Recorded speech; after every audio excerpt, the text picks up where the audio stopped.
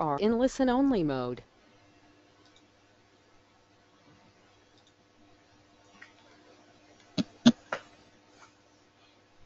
Hello there. This is the Wolfstorf Rosenthal webinar for O1 visas, really kind of focusing on visa options for artists and entertainers.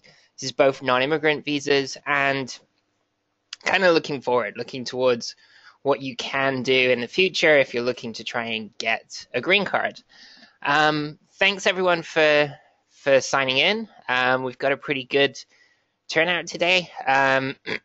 If you have any issues hearing me, or if the sound quality, or if the picture disappears or something like that, just shoot me a message in the question box so I can hopefully try and get everything figured out.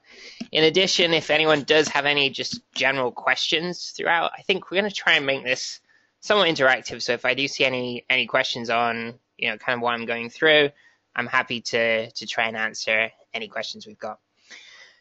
That being said, I guess let's get moving on everything. It looks like it's just past 12:30. So, okay, welcome everyone. First things first, the first visa that I want to kind of go through today is the O visa. The O1 visa is really the main kind of visa category that we see particularly with kind of artists or entertainers or people in this particular field. And there's two different classifications. There's O1A, which is for science, education, business, or athletics. So if you're in one of these fields, you can apply for an O1A. And this is quite interesting because this actually means that O1A can apply to pretty much anyone. Anyone can technically apply for an O1 visa, as long as you can show that you're at the top of your particular field. Maybe you've got some press. As long as you meet those criteria, O1, it can be a very good option for pretty much anyone. And we're going to focus more in on the O1B as it relates to the arts or the motion picture TV. Now, the arts is generally considered to be obviously artists, musicians, VFX artists, graphic designer, but it can also extend to things like creative directors, sound engineers, all of this field as well. The motion picture TV is actually a little bit of a slightly different standard. It applies to actors, writers, cinematographers, these kind of people that are directly going to be working in the motion picture TV industry. There's a little bit of a different standard here. The O1A is a tough, you've basically got to be the very best in your field, the topmost person. O1B is a little bit reduced for arts and motion picture TV because the US wants to encourage those fields. And motion picture TV, we're looking more at extraordinary achievement in your field. So O1B for motion picture TV, we really want to see a lot of good credits. And this is where IMDb often comes in. Really want to make sure that we've got some good credits listed on IMDb. Press, all of that side of things is also going to be very useful in these cases. Now, O2 visas, this is for essential support personnel. If someone's going to be essential to a particular person's performance in the US, then we can get them an O2. This comes up quite a bit, for example, with actors, who may have a manager they've always worked with. Maybe that's someone that we can kind of shoot for an O2 with. And it can also kind of be used in slightly different situations. We've had certain situations where, for example, a young actor, one of their parents is their manager, wants to be able to work in the US in this capacity. We can sometimes do that as an O2 visa as well. O3 visas are generally more reserved for dependents. There's no work authorization on these though. So this would be if you have a spouse, child, anything like that, they're going to be able to get an O3. So to go into more detail, O1B visa standards. In arts, the standard is basically we need to be able to show that you've got distinction. This is demonstrated by a high level of achievement in the field of arts, as is evidenced by a degree of skill and recognition that is substantially above that which is ordinarily encountered. idea is that you have to be recognized as being prominent in your field. This means being renowned, leading, or well-known. In the film and TV, again, it's a slightly different standard. They're looking for extraordinary achievement demonstrated by a very high level of accomplishment in the motion picture and TV industry.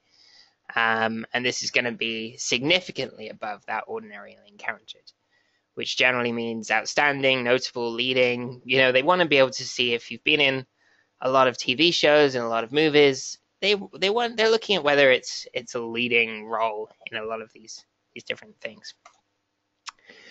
So the O1B Arts Motion Picture TV evidentiary criteria. So I wanted just to run through the evidentiary criteria here.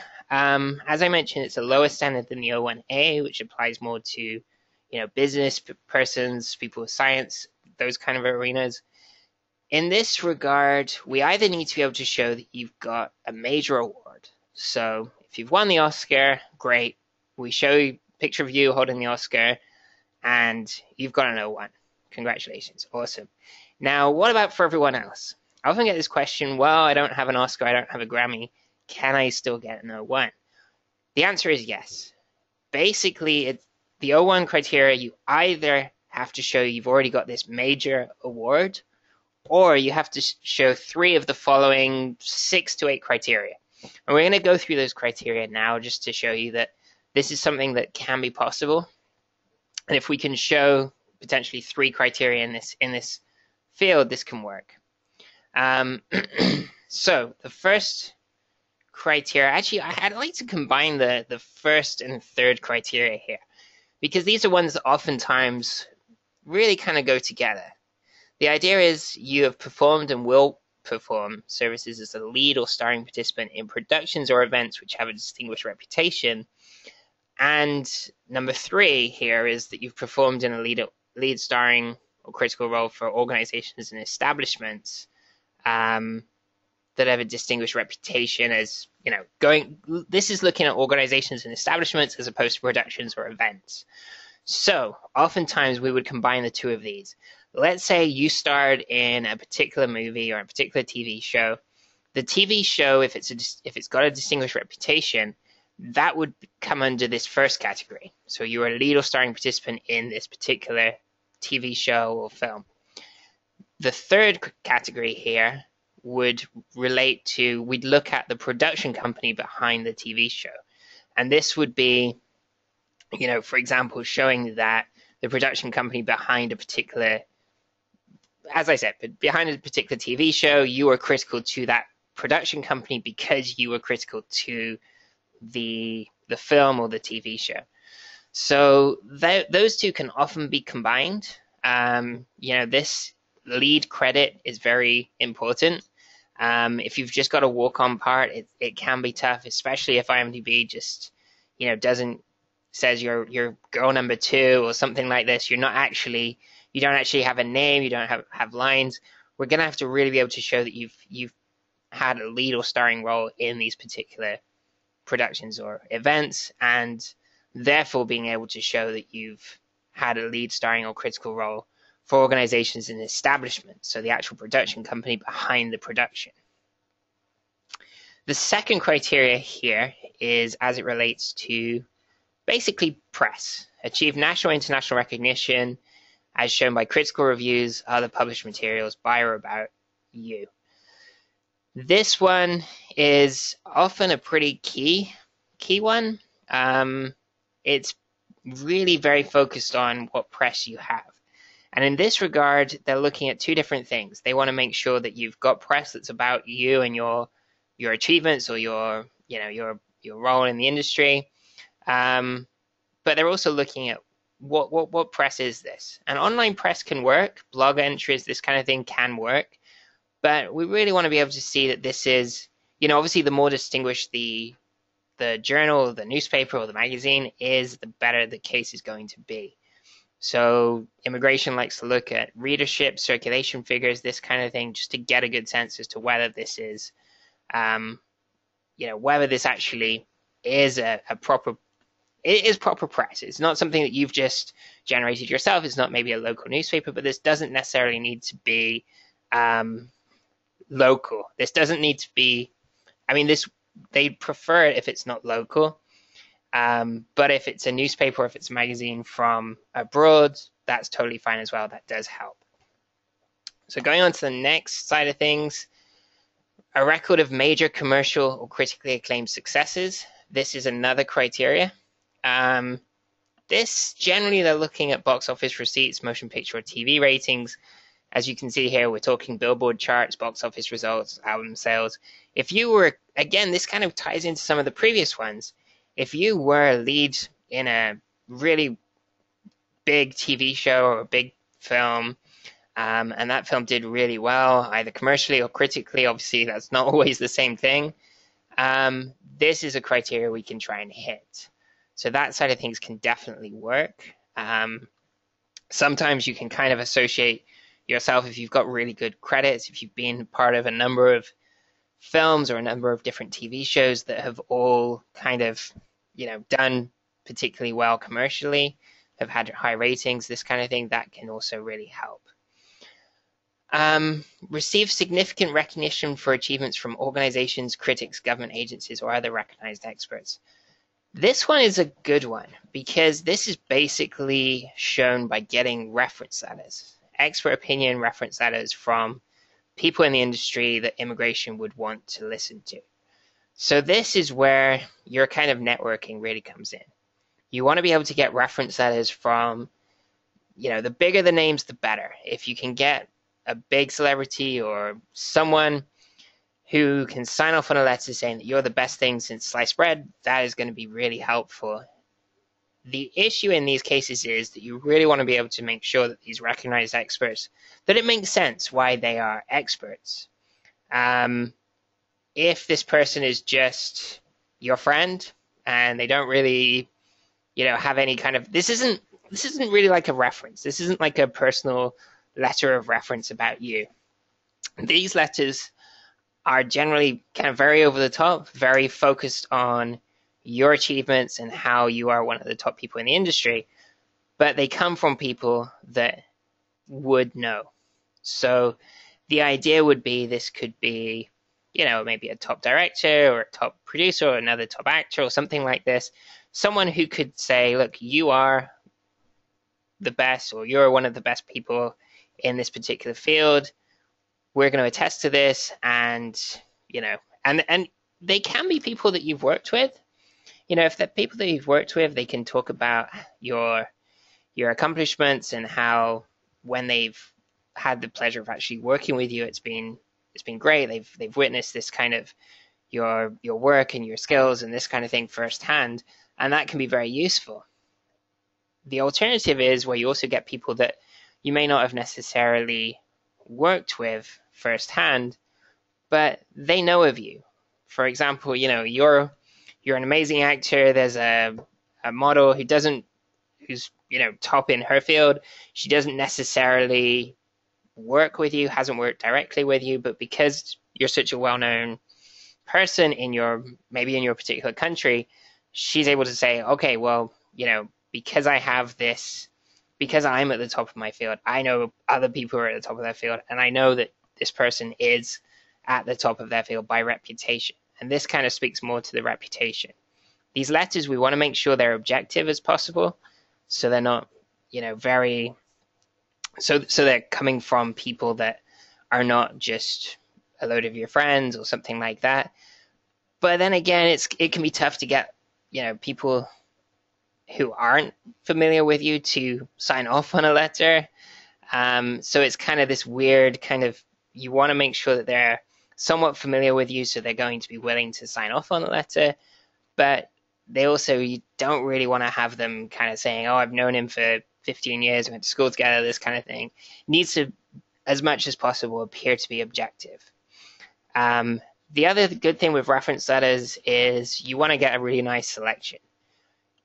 Maybe, depending on how many you're able to get, you're looking to have maybe a couple, if possible. I mean, this doesn't always apply. In some situations, you may not have done any work in the US, you may not know anyone in the US, but if you can get maybe 2 or 3 letters from US-sourced people, that can really help. and maybe have a selection. Don't have just all your reference letters from your people who work for the same companies that you're currently at.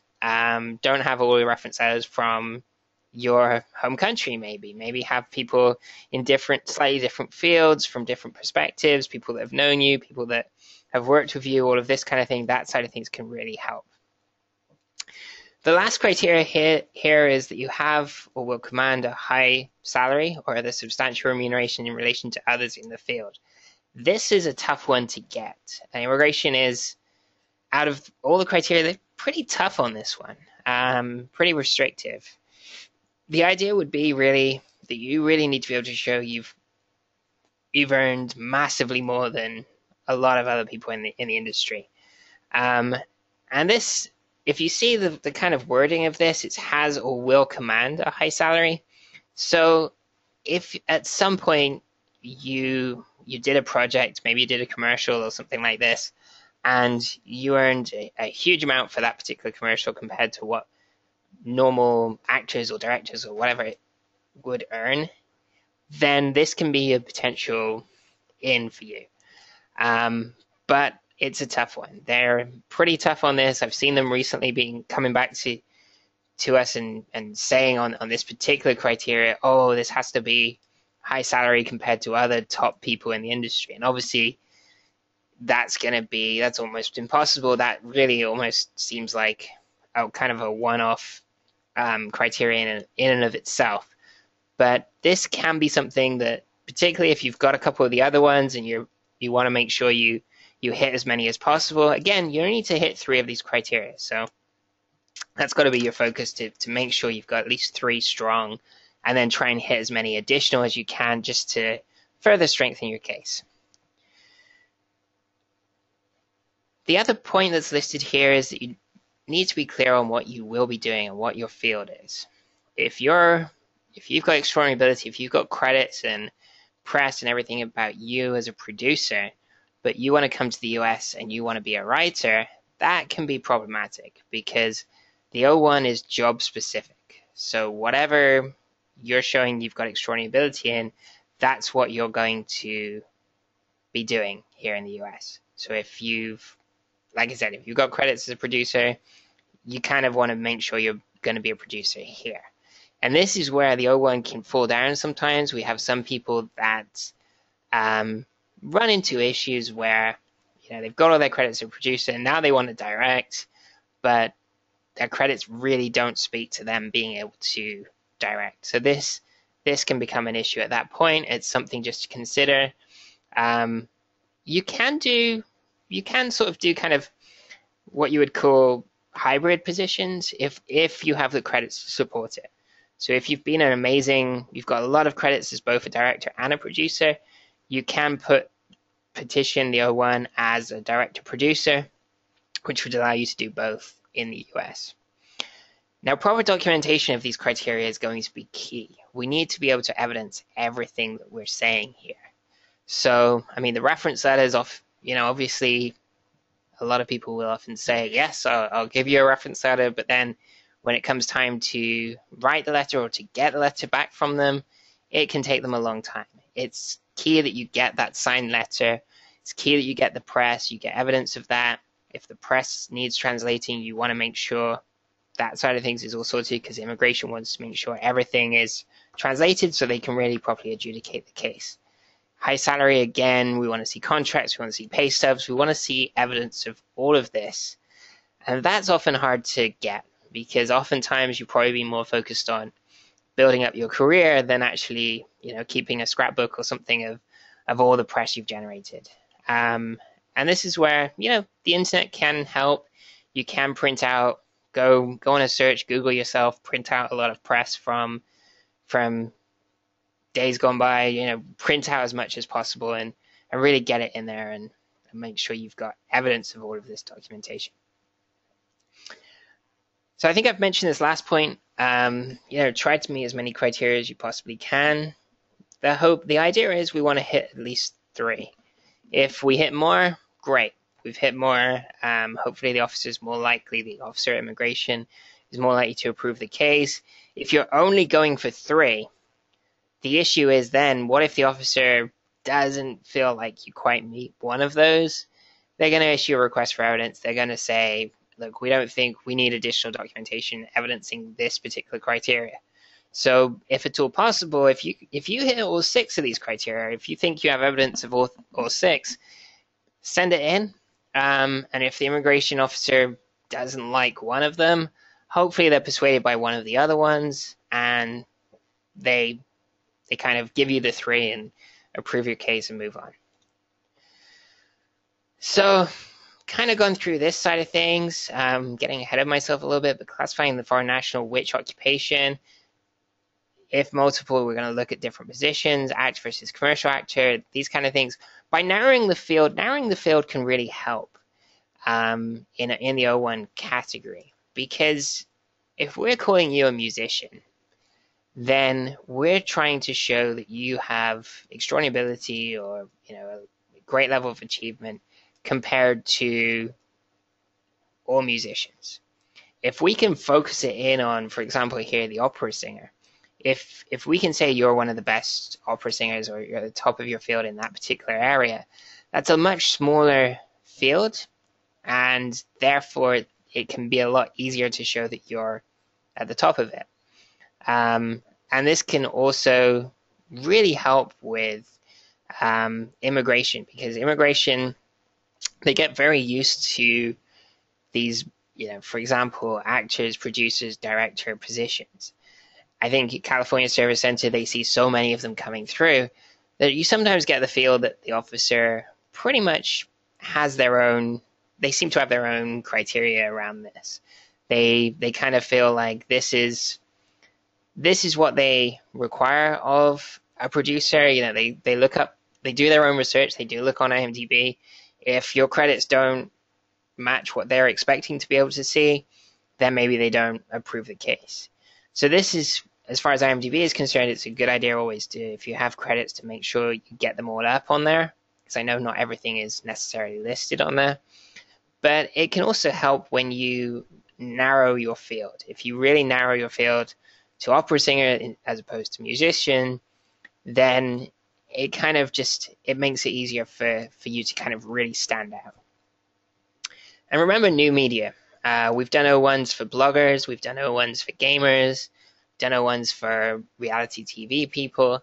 All of these can work, and it really is a case of, focusing on what you can show your credits, where your credits lie, what you have done, and kind of what you're going to be doing moving forward. So choosing between O1 Arts or O1 Motion Picture TV, the key again is what you will be doing in the United States. Will you be working in motion picture TV industry? If you will be working in that industry, we have to get advisory opinion letters.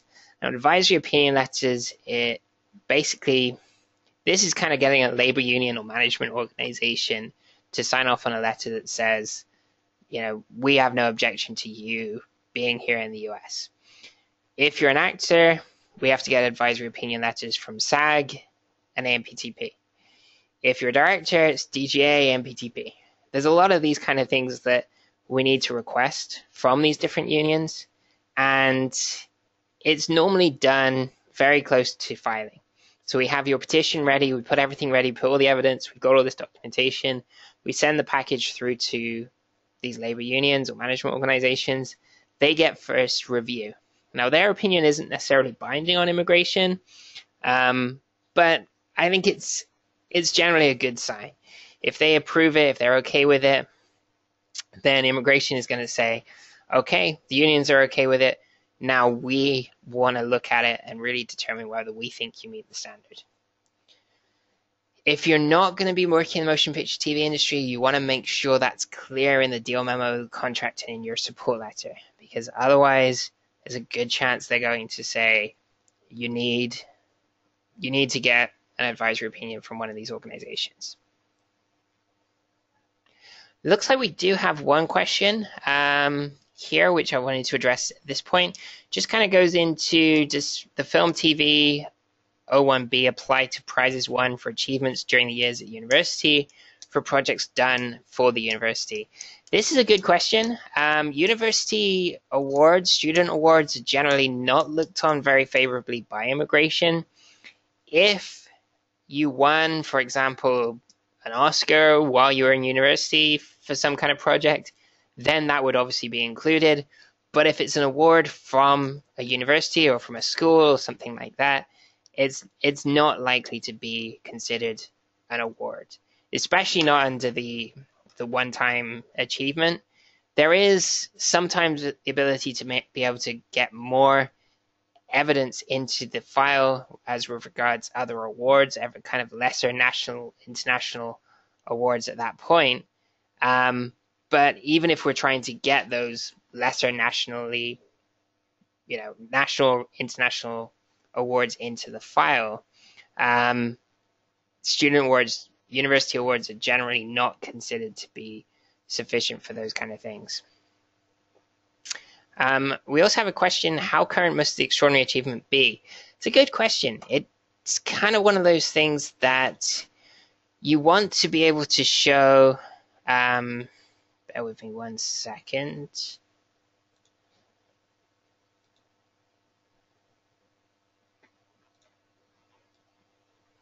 It's having a couple of technical issues. Yes, so basically in terms of how recent must this extraordinary achievement be, you're really looking to be able to show that it's relatively recent. I mean, they don't want, if you were a great child actor, you had a load of parts, you had all of this stuff, and this was back when you were 8 or 9 and now you're 30, it's not likely to be enough for you.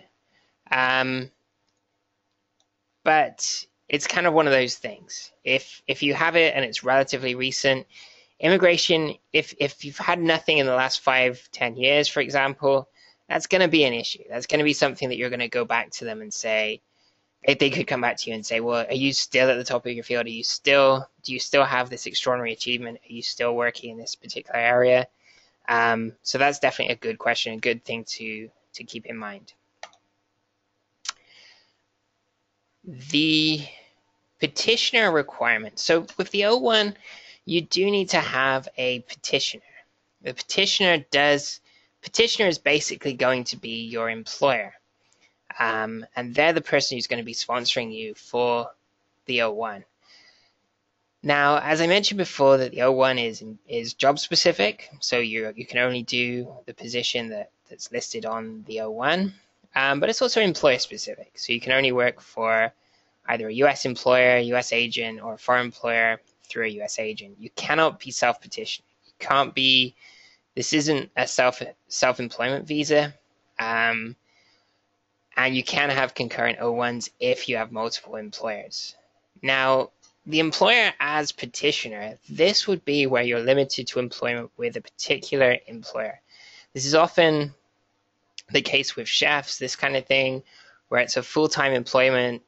The restaurant is going to sponsor you, you're going to be working there full-time, or a VFX artist with a studio, for example. These kind of things can be considered just full-time employment.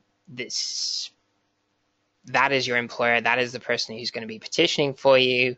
You need to be able to basically just show a contract with that employer, because that's basically all you're going to be doing. The O1 you can get for up to 3 years. They can approve it for the 3-year period. The idea is going to be during that 3 years, you're going to be doing any projects or any work that comes up for that particular employer. Agent as petitioner, this is a slightly different situation. This would be where the agent is going to be listed as, so if you have an agent or if you have a manager, they're going to be acting as your petitioner. And in this case, you would need to be able to show a contract or some kind of deal memo detailing the specific terms of representation, and showing some kind of compensation. You also do want to be able to make sure you can show some kind of itinerary of events if you're going to be having your petitioner as an agent, because in this situation, The agent is going to be your petitioner, which gives you the flexibility to take on additional projects later on without filing an amended petition. But immigration is only going to approve the petition for as long as you can show you've got projects lined up for. So if you can only show you've got projects lined up for the next 6 months, there is a chance immigration's only going to give you a 6-month visa. So this can often be tough. Being able to put together an itinerary to show that you've actually got projects for this long period of time.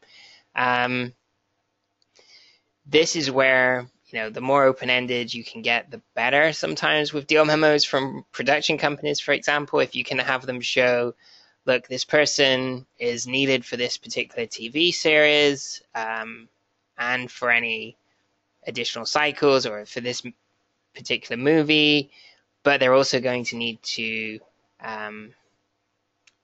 they're also going to need you for post-production work, for publicity, for that kind of thing afterwards, then that's going to help because that's hopefully going to expand the amount of time that you're allowed to be here. The O1 event, as I mentioned, it can only be approved for up to 3 years at a time. Petitions are only approved for the duration of the event that's listed in the petition, the itineraries, this kind of thing. And you're going to want to be able to have contracts, deal memos with production companies to show that that's what you're going to be doing. Having gaps between events can be okay. This I get asked quite a lot because obviously, in the entertainment industry, it's hard to sometimes know what you're going to be doing next week as opposed to, 3 years down the line. But if you know that a particular movie is going to be shooting some point later this year, it's going to be for a couple of months, and then there's a TV series for a month or two next year. If we have various deal memos showing that, you've got these legitimate projects that you're going to be working on at these different times, that kind of thing can really help. And they're not, as long as you're kind of stringing together these events, they're unlikely to be like, okay, we're only going to give you a visa for this first event, and then you're going to have to come back to us and apply for another one for this second event. If there's not too much of a gap and that you're kind of stringing together the different itinerary, it tends to be okay on this side of things. Consultation requirement, we kind of went through this already in terms of, union, agency. Arts, generally speaking, it should be from a national organization, such as AFM if you're a musician, singer, composer, VES if you're a visual effects artist. TV and film, you're looking for management and an advisory opinion. It's good to bear in mind that these do cost. DGA, I think, is one of the ones that is actually free, but a lot of them normally cost between $250 and $500. I think SAG-AFTRA is $250, MPTP is $250, PGA is $500 unless you're a member. So it's good to keep in mind. It's just one of these kind of additional costs that you want to make sure you know of upfront so that it doesn't come as a surprise later. If no appropriate union exists in your particular industry, you can sometimes use a peer consultation letter. This would be like a peer advisory letter, a letter from someone, kind of like one of the reference letters can be used. If it's someone who can be considered a peer or an expert in your particular industry, US sourced, someone who can sign off on a letter saying, you're the best, we have no objection, everything's good. As I mentioned, these advisory opinions, these consultations are not actually binding on immigration. So you often see, maybe a negative advisory come through from one of these organizations. The idea is you can still convince immigration, but it might be a warning sign that there might be some issues. It may be that if DGA, for example, doesn't think you meet the standard as a director, it might be that immigration is going to concur with that assessment and maybe give you a harder time. So it's still something you can submit. It's not binding, so you can still go through with it. And we've seen cases where an advisory management organization or someone didn't necessarily approve, but immigration decided to anyway. But it's just something to kind of bear in mind. I have a few more questions I was just going to kind of go through now. Can I be employed by a US production company where I'm a minor shareholder? This is a really good question. The answer would be we think so. If you're a minority shareholder, so here's the thing: the O1 is kind of a strange visa. You can't be self-employed, but recent changes to the law and regulations as far as they relate to, for example, H-1B visas, which is the main professional work visa. H-1B is a different visa. It's more kind of for those in a professional position. But the H-1B guidance recently has basically suggested that you can, if you set up your own company, you can sponsor yourself for an H-1B using that company as long as you have a separate board of directors who can technically hire and fire you. So that same kind of analysis seems to be applicable to the O1. It isn't something immigration has really got into much on the O1 side of things, other than saying that you can't be self-employed. But the argument there, and actually this is something that's probably going to come up a lot more, because the form has just recently changed to ask, the question. You do have to disclose upfront on the form. It asks, do you have an ownership interest in the company, in the petitioning company? And if you say yes, there's a chance they might come back and say, okay, well, that demonstrates self-employment. So you may have to make the argument at that point that you're not. And if you're a minority shareholder, if you own maybe 5%, something like that, there's a chance that you can make this argument that at the end of the day, the company is, the employer-employee relationship still exists. This company can still hire and fire you. It's not a situation where you're the sole owner of the company. So basically, you're employing yourself in this kind of regard. You do have maybe a slight ownership interest, but at the end of the day, the company, it can still hire and fire you. It still can supervise your work.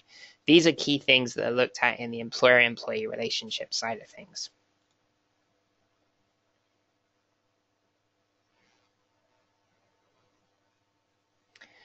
The basic filing procedures and requirements for an O1. So we've mentioned that you need a petitioner, employer, or an agent manager. We did get a question, for an agent to be a petitioner, can anyone be an agent or must the agent be certified? This is kind of a tough one. I think it's somewhat it's somewhat based on the state or where you are. Technically, they kind of say it's got to be someone in the, it's kind of one of these weird situations where they ask, is it someone who is in the business as an agent? I don't think the fact that you're certified as an agent is necessarily the critical thing. It's whether, as far as immigration is concerned, this is someone working in the business as an agent or as a manager. The evidence of achievement, so this is the second part of the application. You've got to make sure you've put in there a lot of evidence showing that you meet at least 3 of these criteria. Deal memo or contract. You want to make sure you've got a deal memo with either the production company or with the different, kind of outlining the potential projects you're going to be working on. Again, this all kind of depends on the nature of the job. You also want to include your consultation letter, your advisory opinions, which depends on what field you're in. And if the petitioner is an agent or a manager, you must have a contract with them, which shows the terms. And sometimes you're going to want to be able to show an itinerary of events. Just showing, for example, if you're a model, you've got an itinerary that shows you've got shoots at this place, and then these other different commercial entities want you for different shoots at different times. And maybe a magazine wants, we get this with photographers, for example, a particular magazine wants you to be able to be available at least once a month to do different shoots and this kind of thing. As much as possible, you want to show that itinerary. The main reason behind this itinerary is immigration doesn't want people just to be able to come in solely to kind of audition and take away acting jobs and this kind of thing from US workers. They want to make sure that you have projects lined up. And the idea is you're already somewhat at the top of your field, or you've got this extraordinary level of achievement. So the idea would be that people want you, you've got jobs, and that you're coming in to work on these particular things.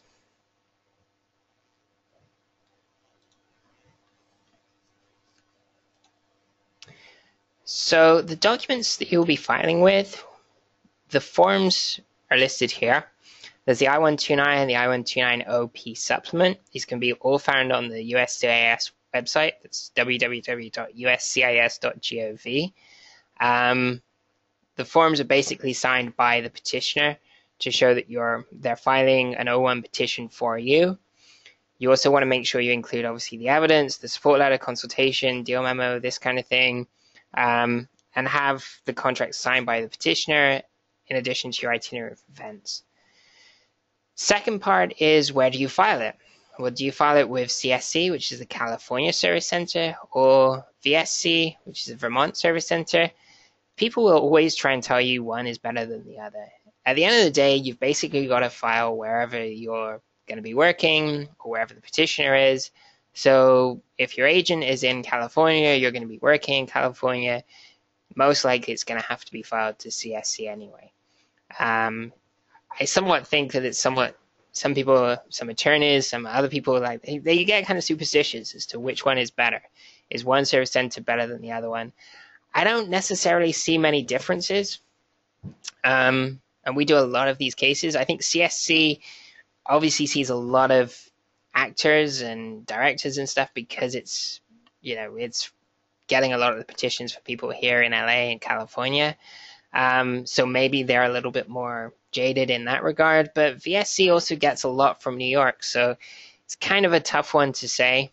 I think there's good and bad officers at both places. I think oftentimes these cases, it depends on the officer that's adjudicating your case. You may get a good officer at VSC, you may get a bad officer at CSC. Really kind of depends. I think at the end of the day, it's just a case of putting the strongest case forward and hoping for the best on that side of things. And the same thing applies to, do you want to do normal processing or premium processing? Now, normal, regular processing, this is with when you filed everything to immigration. The normal, regular processing fee is $325. If you want to pay extra, you pay an extra $1,225. If you pay that extra, money talks with the government, they will process your case in 15 calendar days. Now, this is kind of a case-by-case basis as to whether you want to go regular or premium processing. Again, some people say that one is better than the other. If you go premium, maybe it's more of a senior officer in the premium processing department, so maybe they're tougher. But other people say, well, premium processing, they have less time to look at the case, so maybe they're going to kind of gloss over it and approve it faster, this kind of thing. Again, it really is case by case. And the other situation to be aware of is that regular processing, the processing times change dramatically.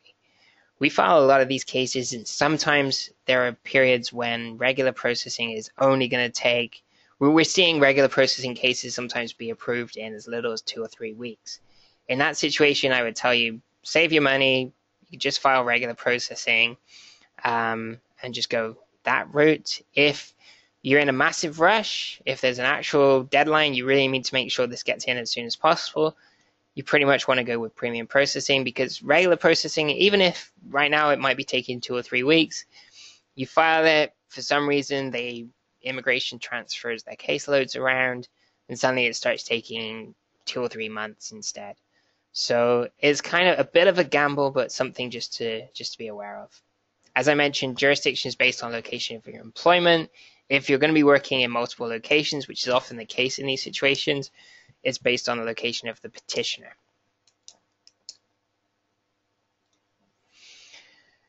So a few tips for people who are thinking they want to maybe apply for an O1. Basically save everything. Anything that has your name on it, you should save as evidence. If you have any if there's any press, if there's any magazines that have your name on them, try and save them, because it's hard to try and get hold of them later on when you're trying to look to file an O1 petition and it's nowhere. I mean, you can find it often through Google and through these kind of things, but as much as possible, save it, print it, put it somewhere so you actually have everything. Filing an extension is interesting because generally speaking, they only give 1-year extensions on O1s. The idea is that you need to complete the same activities or events specified in the original petition. So maybe the film or the TV series ended up taking longer, so you're asking for a 1-year extension so you can complete the event. But it is possible sometimes, and we often do get this, where you request a 3-year extension. If you can show that you've got new events, activities, employer, any changes in the job, you can show that you need a new 3-year extension on your O1. And unlike some other visas, the O1 you can just keep extending as long as you still have evidence, you're still working your field, you're still doing really well, you've been maintaining status, this kind of thing. You can potentially keep extending the O1. We do have people that have been on them for 10, 15 years or more. Just each extension, you want to make sure you include any updated evidence since the last one, show that you've maintained evidence, and kind of move forward from there. In the arts, if you're filing within 2 years of your last filing, or the last time you got an advisory opinion, you can probably use your old advisory opinion. It's kind of one of these things, if it's more than 2 years since you gave them an AMPTP or DGA or something like that letter, then there's a good chance you're going to need to request a new one, which means more fees. You've got to file for a new advisory opinion, get it, and send it in with your petition.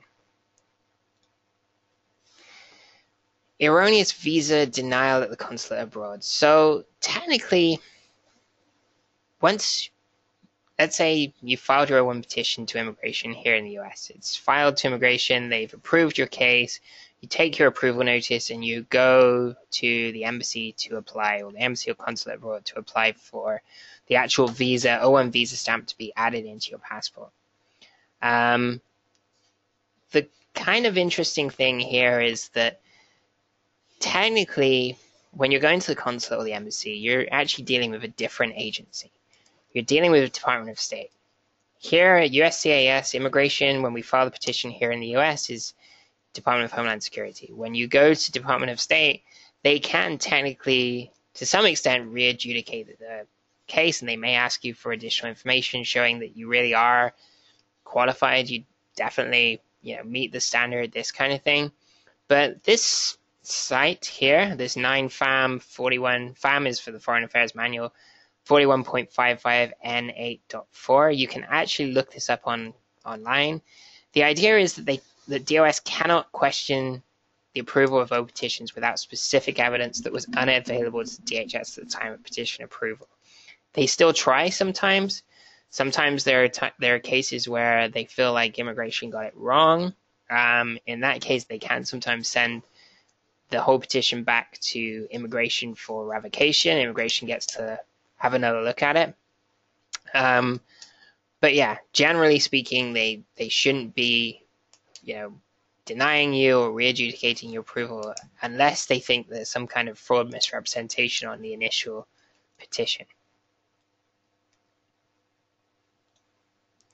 The O2 visa, kind of went through this a tiny bit, but the O1 must remain in place. If you're the O2, if you're the essential support for an actor, you're the manager, the O1 needs to continue to be in existence. If the O1 goes ahead and gets a green card, that's not going to help you. Your O2 drops off at that point. It is a separate petition. You do have to file a separate I-129, O supplement, supporting documentation. You also need to get a separate consultation letter for each O2. But this is kind of just one of those things to remember. Some additional information here. I think we'll move on to P visas just to make sure we get through everything. P1 is for internationally recognized athletes, professional individual team or entertainment group. This is 5 years for individual, 1 year for teams or groups. You have to be able to show, this is a lot lower standard than the O1. Basically, you've got to be able to show international, national renown and meet 2 of the regulatory criteria. There is a P1S, which is P1 for P1 support personnel. This would be for your coach or manager, similar to the O2 and the O1 context. There's also an E2 visa for equity visas if there's a reciprocal exchange program, and P3 if you're a culturally unique performer. The P visa category has two general classifications. There's P1A for an internationally recognized athlete. If you are coming to the US to perform as an athlete, either individually or as part of a team to compete at an internationally recognized level of performance. Or P1B, member of an internationally recognized entertainment group. If you're coming as a member of an entertainment or a musical group that has been recognized internationally as outstanding for a sustained and substantial period of time. This P1A is interesting as an athlete. We've actually even done these sometimes for professional gamers, computer gamers. Technically, we've been able to show that they qualify as an athlete, eligible for a P1. So again, it's something to think about if, depending on what your field is, where you're working, and this kind of thing. P1B for the entertainment groups, at least 75% of the members of your group must have had a substantial and sustained relationship with the group for at least 1 year. The group must be internationally recognized. The reputation of the group itself, not the individual achievements of its members, is the essential thing that we're really looking at with the P1B entertainment groups. And individuals that are not performing as part of a group are not eligible and would have to actually apply for an O1 as an individual. Culturally unique, this would be showing that you perform, teach, or coach as artists, entertainers, individually as part of a group under a program that's culturally unique. This can be a tough one to show, but it's possible. P1B, so in terms of showing that you qualify under a P1B, criteria, there's again different criteria that we need to be able to show. You can either show evidence of one-time achievement or at least 3 of the following listed here.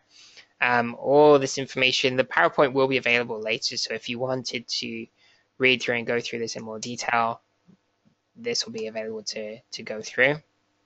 What do you need? You need forms, support letters, supporting documentation and evidence, made a consultation from an appropriate labor organization, or a statement proving that the group has been established, has been performing regularly for a period of at least 1 year,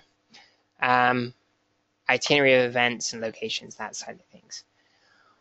Are there any other visa options? Yes, there is a B2 available for amateur entertainers. If you're an amateur in an entertainment or athletic field, this kind of thing can work as long as you're not being paid except for incidental expenses, or if you're going to be performing in a social charitable event or as a competitor in a talent show, contest, or athletic event.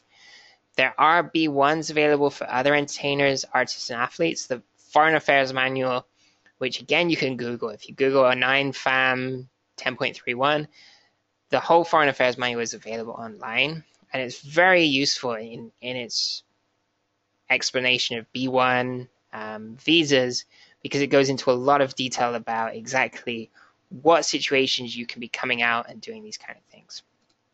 E2 is another good option. Done this for more than one producer, where they come out to the US, set up their own production company, and work for it as a producer. The issue with this one is, for an E2, you have to show that the country you're coming from has a treaty with the US. And if you type in E2 treaty countries into Google, it will come up with a list of all the countries that do have an E2 treaty. So as long as you're a national of that country, you can basically apply for the E2. The problem is, it has its own requirements. You have to be able to show you've made a substantial investment in the US, and the company isn't going to be marginal, by which generally they mean, you can show that you're going to be hiring US workers and that kind of thing. E3 H1B can work for behind-the-scenes people, animators, graphic designers.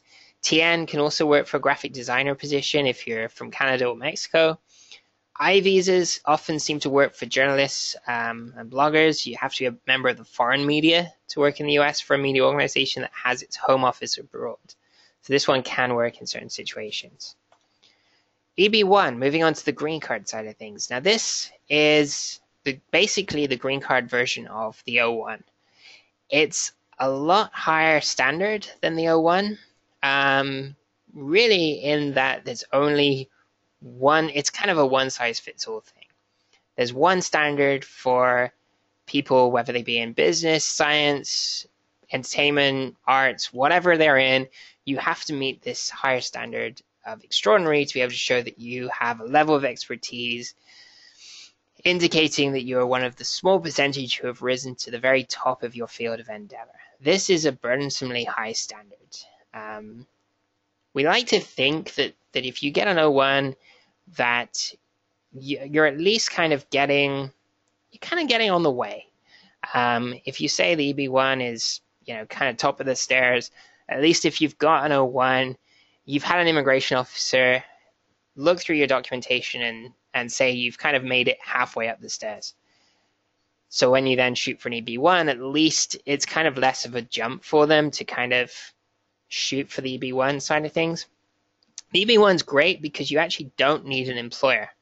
You can petition yourself. So you can sponsor yourself for an EB1 immigrant visa petition. In this case, you also need to show that you have a sustained national and international acclaim, and that your achievements have been recognized in the field of expertise. This again comes down to similar criteria, but a little bit different.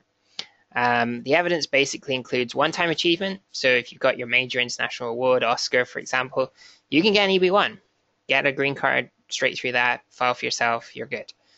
Or at least 3 out of these 10 criteria. Now you really need to heavily document these. If you already put the case together for the O1, you've got a lot of the documentation together for the EB1. But again, because it's a higher standard, we really do need to kind of push the boat out on this side of things. The lesser national or internationally recognized international prizes or awards. This is where we're going to be basically showing national or international scope, highly prestigious nature, that you've received the award for excellence in the field. The person you mentioned earlier about the student award, again, student awards don't come under this. Generally speaking, immigration doesn't like to look at those. But if you can show that this is a lesser national or international in scope award, this can be one of these kind of additional criteria. Membership in associations. This is where you show that there's stringent criteria for membership.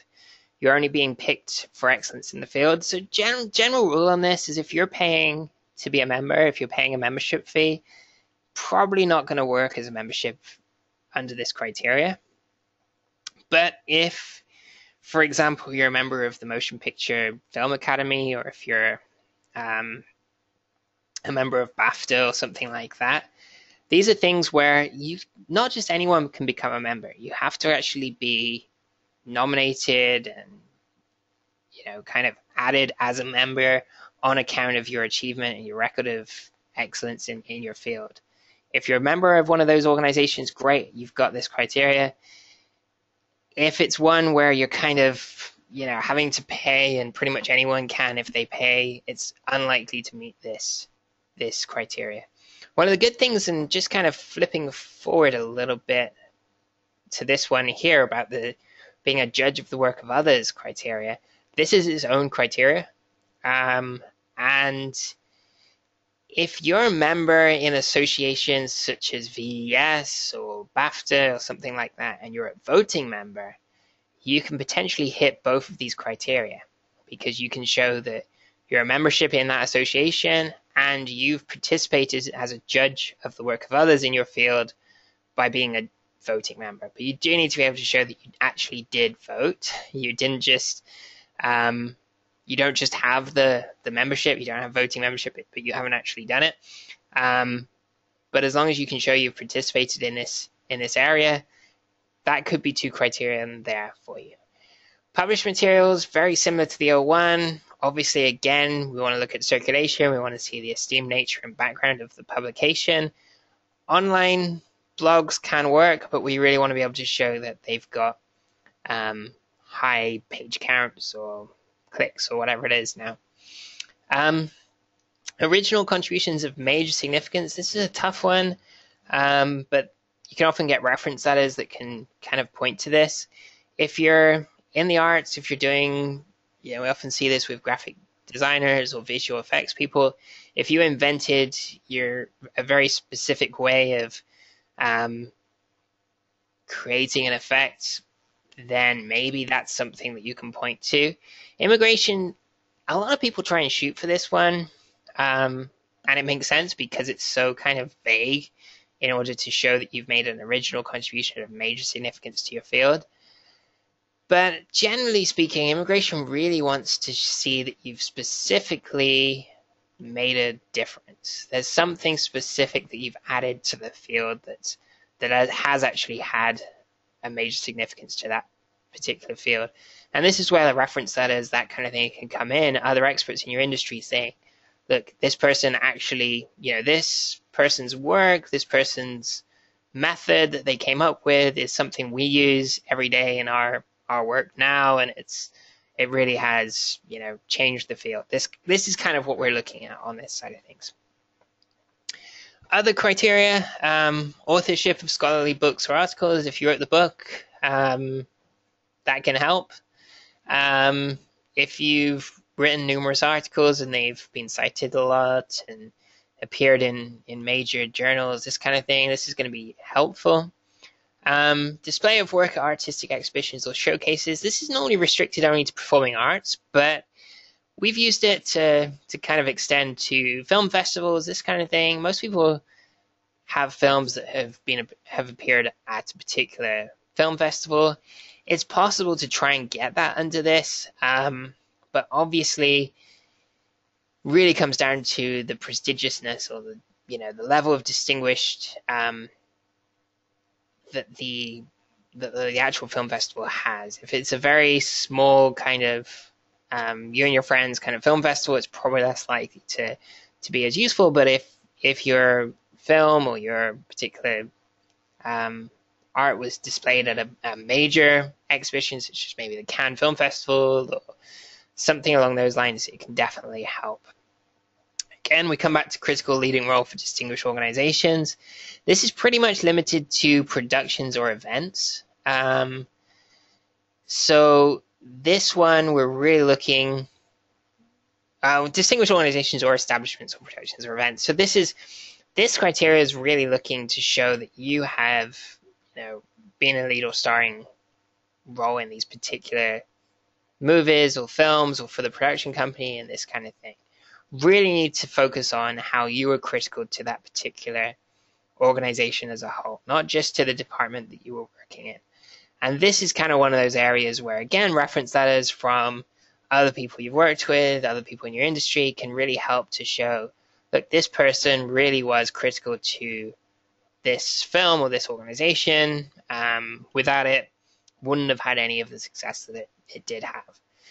High salary, again, we've kind of gone through this. Same with AB1, it can be a tough one. You really need to be able to show that you're within the top 10% of the field. They really want a lot of reliable evidence to corroborate this. Commercial success, this can work. Again, looking at, did the film you were in have great commercial success? But then we've got to somehow link it to your performance. So if you're the star, clearly it's a lot easier to show that you were the reason for the commercial success than if you were a lesser known kind of actor within the film that really, it's harder to link your performance and your contribution to the commercial success that the film had.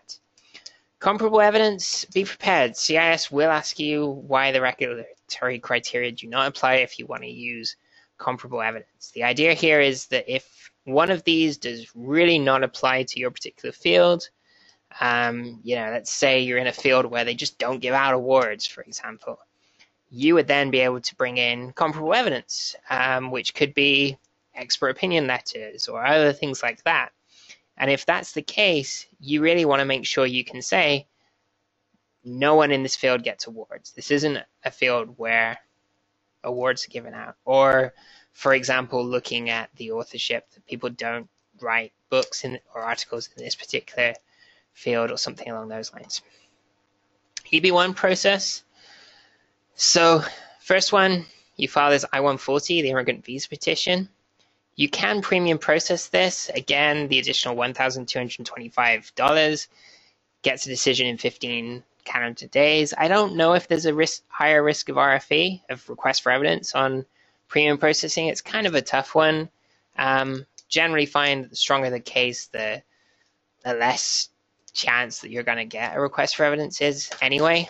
But be aware that I-140 regular processing can take a lot longer than regular processing non-immigrant O1 visas. Like right now, I think an I-140 is probably taking 7 to 8 months to get a decision on. If it's filed regular, 15 days premium processing. So it can be worth it depending on your timing, depending on how long you've got here. If you've got an O1, you've maybe got 3 years, you can wait. But if you really want to kind of get moving on it, it's probably better to go for the premium processing. Second step is you either immigrant visa process, which is where you apply for your actual immigrant visa abroad, or you do this I-485, you adjust your status. So if you're here as an O1, you might be able to file an I-485 and adjust status from O1 to the green card once it's been approved. These two steps can either be filed at the same time, which can speed things up because the second stage, the I-485, the application to adjust status, can take 6 to 8 months. So if you file it at the same time as the I-140, that can help speed things up because they're both kind of the start date on both is the same time. Conservatively, it might be best to file them separately because if you file them concurrently and for some reason you get a really nasty officer who doesn't think you're extraordinary enough, if they deny the I-140 portion, the second section, the I-485 portion, gets denied as well. And if you have a wife and kids and you filed for everyone for that second section as well, second stage at the same time, you're going to lose a lot of money in terms of government filing fees just because you got a bad officer on this very subjective first stage. So conservatively, it's sometimes best to file the first stage, get it approved. Then once it's been approved, you pretty much know that you stand a good chance of getting the second stage approved because the second stage is a lot more focused on, do you have criminal issues? Do you have inadmissibility issues? That side of things more so, and it's a lot less subjective than that first section. Current issues. It's always a load of issues. Immigration can be very unpredictable.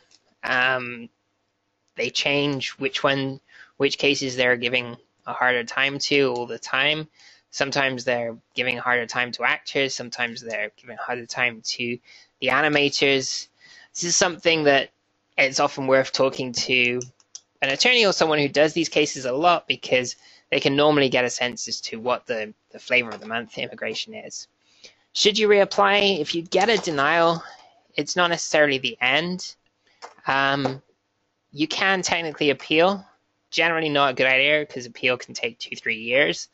But in some situations, if you just refile the case, it might be that a new officer gets the case and they approve it on the second time. A couple other key points here I just wanted to go through. Always provide as much evidence as possible. Never assume the officer knows, is familiar with pop culture. You really want to give them circulation figures for Vogue or company information for NBC. You always want to make sure you explain. Create a good record of exactly, who these companies are, why they're big or why they're distinguished, and really focus on that side of things. Kazarian, now this is a little bit of a different section as it relates to the EB1. The idea here, it's called Kazarian because there was a case that kind of basically established this. In the past, it used to be the case that if you meet 3 of those criteria on the EB1, the green card side of things, then you're eligible for the green card. Everything's good. Now they actually have this final merits determination. So even if you meet 3 of those criteria, you still need to be able to show that you've sustained national or international acclaim. And you're one of the small percentages who's risen to the very top of the field of endeavor. Our general feeling is that if you've met 3 of those criteria, you've kind of established this. But that's not what immigration sees. That's not how immigration sees it. They see it that you met that first test, now you've got this final merits determination, and this is the stage where you want to address and you really want to kind of go through everything all over again and say, because of all of this, shows that you've sustained national, international acclaim, or that you're one of the small percentage that's risen to the top of the field. Requests for evidence, they are common. Don't take it personally. A lot of times you'll see errors in the request for evidence. Sometimes they send it out day 15 of a premium processing case just to buy themselves extra time. Often you'll get a request for evidence that really doesn't refer to any of the evidence that you actually gave them. They have template requests for evidence, so sometimes they do just send these out. So don't take it personally, don't be disheartened. A lot of times you get a request for evidence, you respond, you kind of challenge immigration where they're factually kind of incorrect, or they've misinterpreted the law, they've kind of made it, they've asked for more evidence than you actually need to present. So just be careful on that side of things and just submit evidence. You cannot submit new evidence that has kind of appeared since the time of filing. The idea here is if, say, for example, you filed your case and you won the Oscar the next day, or you're nominated for an Oscar the next day, technically everything has to be as of time of filing.